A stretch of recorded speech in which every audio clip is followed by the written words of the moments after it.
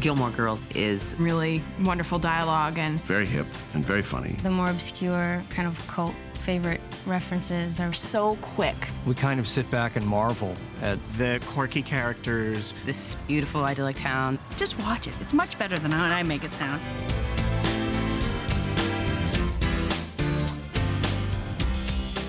I went into the WB and pitched them a bunch of ideas, and then they kind of just sat there and nodded, eyes glazed over, and then the last thing I said, and then there's this idea about a mother and a daughter, and they're kind of like more friends than mother and daughter, and they're like, we'll take that, we want that, and I'm like, great! And then I left the office, and I'm like, I don't know what that is, I just kind of made that up. I guess she based it on a trip that she took with her husband Dan to Connecticut. Washington Depot, Connecticut. Where's that? Drive west, make a left at the haystacks, and follow the cows. It was very tiny, and we drove through, and it was October, so it was like leafing season, and everything was beautiful, and you go in a coffee shop, and everybody knows each other, and they're going behind the counter, and they're pouring themselves coffee. Here, don't use your hands. We were walking across the street, and she, taking this vista in, and she said, what if I set the show here? And I said, sure. And that's how it became Connecticut. And actually, on that trip, I wrote down, I'd like jotted down some dialogue that actually wound up in the pilot. So it was all sort of one of those, the stars aligned and the moon and the, you know, it all worked out very nicely. When I was first sent the script of The Gilmore Girls, I read it and was really excited because I hadn't read something that was quite so articulate and with such well-rounded characters and had the kind of verbal banter that reminded me of 40s movies. You okay? yes, I'm fine. You don't look fine. Well, thank you. I just meant you look concerned. I'm preoccupied. You look concerned. Well, I'm not. It's fine, you just look it. Hey, But one of the challenges was to find the right actors who can really become those people that you see on the page and make them come to life even more than anything you could have ever imagined. Hey, wait! What? Blue disco sequin bag. No. Why? Bad. Really? Hi. Bye.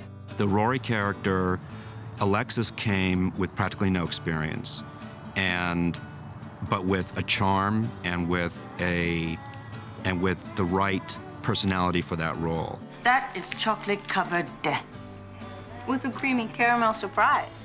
I didn't know anyone here, so I just got some pizza when I found out that I got the part, and that was that. That was my thing. Richard, look who's here. Rory, you're tall. We always wanted Ed Herman. We figured he's gonna tell us to, you know, go ourselves. Rory, are you in any way malnourished or in need of some international relief organization to recruit a celebrity to raise money on your account? I'm good. She's good, Emily. I realized that I was getting on, and half of my audience was dying or dead. And so I thought, well, WB is where to go because it's young, it's hip, and this and that. So I looked at this, and it was a wonderful script. It was very hip and very funny. And I walked in, and I just said, I want to do this. Lorelei. My goodness, this is a surprise. Is it Easter already? Kelly, the minute she came in, it was like, oh my goodness, that's her. Do you have feelings for this man? Maybe I do. Thank you. I'm glad you were finally honest with me. Now we can discuss what on earth you could possibly be thinking. I realized from the thickness of the script that it was supposed to be an hour-long show, and I thought, I can't remember an hour-long show that was funny like this. So I got very enthused about the whole thing and worked very, very hard on my audition, and apparently I pulled it off. Red meat can kill you. Enjoy. Scott Patterson walked in the door, red, bing, bang, boom. The whole trick about that audition was acting as if you didn't want it, because they kind of smell that. So that's probably the best acting job I ever did, trying to be composed and nonchalant about the whole thing, because I really, really wanted it. Okay, Burger Boy, dance. Will you marry me? What? Just looking for something to shut you up. Originally, Luke was a woman. And it was a curmudgeon woman. It was I think her name was Daisy or something like that. And one of the notes I got was, there's a lot of chicks running around here. Can we just have some more testosterone? So you're telling me it was originally written for a woman, the part? Yeah, I did know that. I knew that after the fact.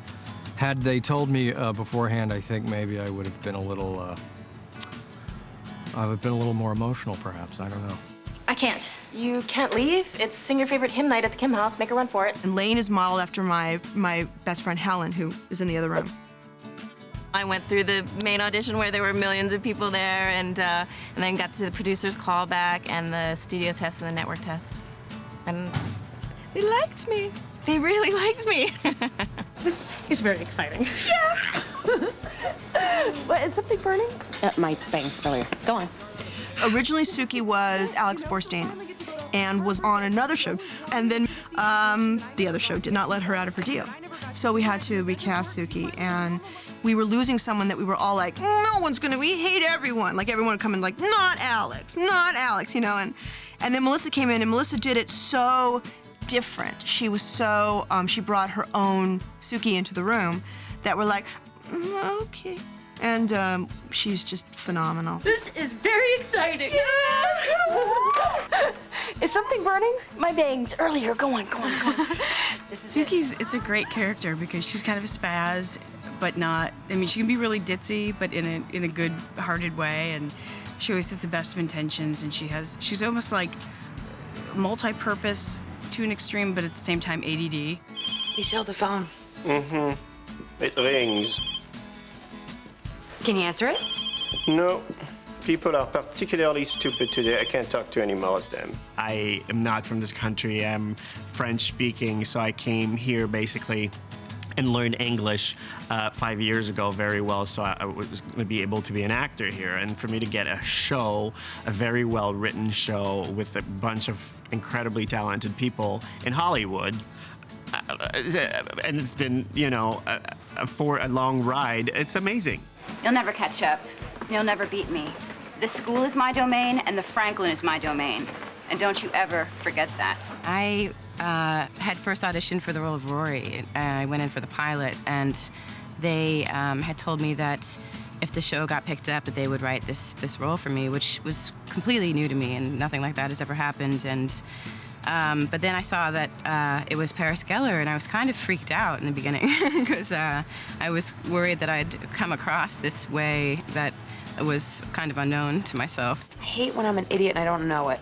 I like to be aware of my idiocy, to really revel in it, take pictures. I feel we missed a prime Christmas card opportunity. We looked all over for Lorelai because there were a lot of women in that age bracket that could be very interesting. And it was like, I think it was like a week before we're starting to shoot, and we had no one.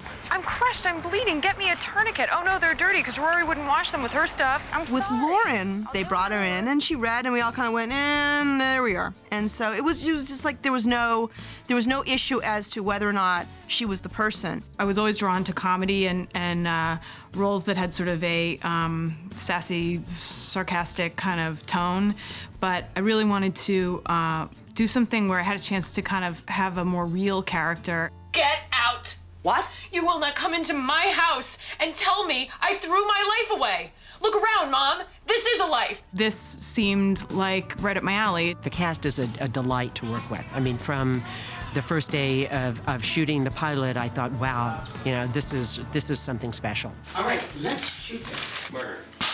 And action! Shooting the pilot was hard, and when you're a writer, you gotta wear good running shoes because people just run away from you. The director, Leslie Lincoln Glatter, and I, literally, she would run, I'd run after her, and then we'd argue. For me, one of the things that was exciting was to create the world of Stars Hollow. What was this going to look like? I'm thinking, I wrote this. I'm gonna get what I want if I have to battle everybody on the set, which I did. But I had so many good people working with me, and Leslie was so good and so calm and didn't hit me. One of the things I tried to do stylistically in the pilot was to have the sense of when we were in Lorelai and Rory's world that the camera was moving and it was very fluid and there was a lot of energy around it. And when we first went to the parents' house, that it was much more presentational, you know, that it was a world that energy wasn't flowing in. Is this what it's gonna be like every Friday night? I come over and let the two of you attack me? You're being very dramatic. I knew when we shot the dining room scene, which was the big fight in the pilot, I was like, the show's there. I know this show works. Whether or not anyone was gonna watch it, we were on the WB, which is, you know, very youth-orientated, and this show, though we had a teenage girl at the core of it, you know, the pilot was, you know, mostly Kelly and Ed and, you know, Miss Patty and Luke, and this was not necessarily a teen show. You and Grandma seem to have a nice talk. How much did you hear? Not much, you know, snippets. Snippets. Little snippets. So basically everything? Basically, yes. The stories are about relationships, and that's what makes it work. All the characters deal with the problems of life with humor and with compassion. Everyone knows each other. Everybody's in everybody else's business. And you have the quirky characters that, for some reason, happen in small towns. 1, 2, 3. It's a waltz, ladies. Susie, do you have to tinkle? Then uncross your legs, darling. Faded paint is a bad reflection on the whole town. Whatever happened to giving up? When standards slip, families flee. Do you mind? Kirk, the movie hasn't even started yet. I like to have silence in order to cleanse my mental palate and achieve calm before enjoying a motion picture. Amy has enormous love for all of the characters and for the town itself. And so you take a character like me or a bunch of the other goofballs, or oddballs around town, and you never really feel like you're making fun of them because it's so clear that Amy loves all of them. I'm going to propose something here. I'm not sure how you're going to take it. Oh, wow, intrigue. I'd like to see you sometime. Scott Cohen, the actor who played Max, came on for 1 or 2 episodes, and then just the story kind of worked. And I love when that happens on TV, where something starts working and you can continue to write to that, and he's become somebody who has shown up for years. Career-wise, it was, I think, one of the best decisions I made because I get more attention from Gilmore Girls than I think any other show or any other movie that I've ever done. You're crazy. Very possible. And I'm following you. Yes, you are. So possibly I'm crazier than you are. Again, very possible. Match made in heaven. Or in Bellevue. Must be fate. Having the opportunity to play a real kind of romantic comedy, kind of leading man type of character, and to work with Lauren, which was more than a treat. That, I think, really kind of made it probably one of the best decisions I've ever made. I'm Dean. Hi. Oh, Rory, me. That's me. Rory. Well, Lorelai, technically. Lorelai. I like that. We'd cast a couple of other young actors as Dean, and they didn't quite work out. They were very good actors, but what Jared brought was a realness, someone that you would believe that the Rory character, even though her whole goal was to get into Chilton, would think twice about having to leave her public school because that means she may not be able to be around Dean. Come to find out, I was the 3rd person that they were casting in it, and I remember just having like 7 or 8 auditions and having to go through this person and to go through that person, to go through this person again, and a bunch of they'd already cast them twice, and so they wanted to make sure they got the guy that they wanted, which thank goodness it was me. All right, guess what's in each hand? You get the soda. Okay, the whole concept of a free soda is that it's free. You don't have to work for it. Sorry, you gotta sing for your supper. Or your soda. Guess. Okay. In this hand, you have... My first on-screen kiss, that was bizarre because, you're kind of nervous, you want to kiss well with the girl, you want to kind of impress her. Thank you. Then you get there the next day and there are 30 people running around with lights and cameras and boom mics, and they're like, okay, wait, you're kind of in her face, can you lean your neck a little bit more? So you're like, yeah. And then they're like, wait, your chin is, can you... So you end up kind of in this weird position, and as you're leaning in to kiss, you're like, this is so weird. I've got to see my parents. I've got to see my parents. Ladies and gentlemen, the drama king and queen of Connecticut. What David Sutcliffe brought to the role was you had to believe that Lorelai and he had a past and possibly have a future. And he totally sold that. You're that guy who crashed his new Porsche 2 hours after his parents gave it to him for his 16th birthday. And you were the girl in the Pinky Tuscadero t-shirt sitting right next to me. Horrified. Think again. A lot of people ask me, is it really hard to talk that fast? And the answer is yes. It's very hard to talk that fast. My father's probably only hit another man in college wearing boxing gloves and one of those Fred Mertz Golden Gloves pullover sweaters. Fred Mertz? I Love Lucy, Fred Mertz. Landlord to Ricky, husband Ethel, I know. It's just a weird reference. Hello, pajamas. Right. Continue. How can I possibly get this dialogue out as quickly as Lauren? She's a tremendous actress. So, if you want to roll with Lauren Graham, you better bring your A game because otherwise she's going to blow you out of the water. Lauren is one of the most intelligent and quick-witted and quick-minded actresses I've ever worked with. You on the phone? Long distance. God. London. God lives in London? My mother lives in London. Your mother is God? Lorelei. So, God is a woman. Lorelei. And a relative. That's so cool. I'm gonna totally ask for favors. This is definitely the most challenging job I've ever had, just in terms of how much language I deal with. I'll be back in plenty of time to help you decorate. No, this is your party. You do not work, you lounge and mock those who are. Have I taught you nothing? What's tough is because our show goes so quickly, whereas like a normal hour-long script might be 55 pages, 52 pages, we're 80. And we have to shoot 80 pages in the same amount of time as those 55 pages. That's a lot of pages. So it's just a lot of work. It's a lot of work. And because the show really is about Lauren and Alexis, they're in every scene. I love to paint. You do? Yes, I do. You love it? I want to marry it. You have strange passions. She likes washing dishes too. She's multifaceted abnormal. Alexis was new in the business when we started this show and has learned so much. Saying I love you is a really difficult thing. Well, I just did it. And you did it really well. I think she's just amazing. I think she's so got Rory down. So do you want to go? Honestly? Yeah. However, the camera so loves that girl's face that she almost doesn't have to do anything. I never met Audrey Hepburn, but some of the actors I know who worked with Audrey described her the way I would describe Alexis, which is a phenomenon. She is effortlessly perfect in front of the camera. I can't imagine a better partner to do this job with. People always ask if Lauren's acts like a mom off camera or in real life. I mean, on the set, we get along really well, and we just help each other out, and they just kind of clicked. Really? Really? Really? Really? Really? Okay, new word now. It's bizarre because they're so well matched together for mother-daughter, but they're so different, and as actors, they're so different to work with. It's fun. Do we want marshmallows?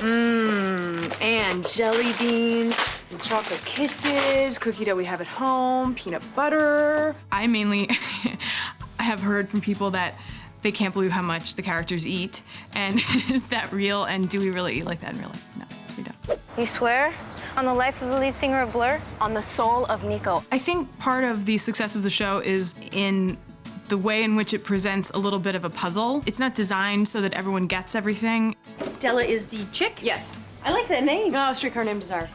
Vivian Lee or Jessica Tandy? Hello, Tandy. Of course, continue. They'll throw, a pop culture young person's reference along with some obscure historical reference with a literary reference. I think Edith Wharton would have been proud and busy taking notes. It's an educated person's dream to watch that show, just to see if they can figure out who that is, what that reference means, because we sit there and the table reads and we all look at each other and go, huh? Louis, I think this is the beginning of a wonderful friendship. Who's Louie? 3 references a show where I'm just like, There's references that I don't get in every episode. You know what I mean? It's like, what the hell is that? Who is that? I don't follow pop music much, so those are all over my head. There are references that I read, and I'm like, who's this? I don't know what we're talking about most of the time. It tends to be music. It tends to be random 80s bands that I simply was listening to too much Joni Mitchell to pay attention to at the time. Lauren is pretty damn good. I gotta tell you, it's hard to stump her. She's really, it's almost fun. It's like, did we get her this time? I'm like the Merlin Perkins of Stars Hollow. It's kind of fun to throw it in because it's so bizarre, but audiences are as smart as you will allow them to be. If you write dumb, then, you're just saying that the audience can't handle it, which is, in my mind, crazy. Audiences like good material. They like smart material. Smart shows work all the time. I've never seen The Way We Were. Are you kidding? What are you waiting for? Heartache, laughter, Communism? all in one neat package. I've worked on a lot of television shows, and you don't find this level of commitment and intelligence in the writing. I love picking up the script and seeing what's going to come out of Lauren's mouth is extraordinary. I don't think there's anybody else writing right now on television that has such a depth of knowledge, so literate. I never read Proust. I always wanted to.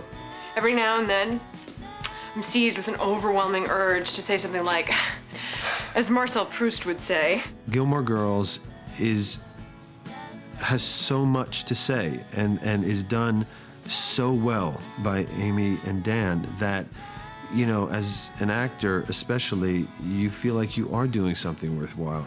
Oh no. What? It just figures that the only Korean boy at this party has his Korean girl radar turned on. Amy Sherman-Palladino and Dan Palladino, they create these structures that's so much fun for the actors to play in. Dean! What? Stop! Why? Because I love you, you idiot! Anybody that comes up and, you know, says, hey, I love the show, just really respects the show, respects the writing, respects the acting, and it's an honor to work for a show like that, that's respected. A lot of like moms say that it makes their daughters able to be in the same room with them for an hour so they can watch the show together. When it comes to love and relationships, I don't necessarily want you to be like me. I would hate to think that I raised a kid who couldn't say I love you.